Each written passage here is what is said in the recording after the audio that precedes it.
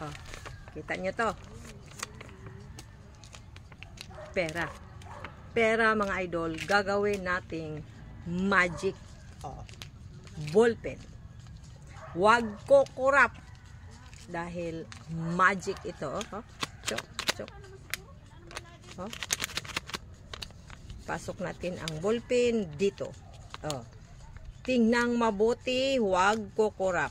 Ups, tingnan mabuti. Huwag kukurap. Huwag kukurap. Ups. I-roll natin. Di ba? Kung makikita ninyo, diyan nakapasok ang ballpen sa 200 pesos. Pero tingnan mabuti, huwag kukurap.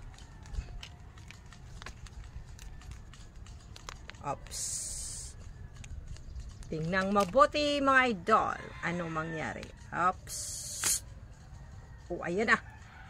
Pero nakatupi pa rin ang 200 pesos. Di ba? Magic!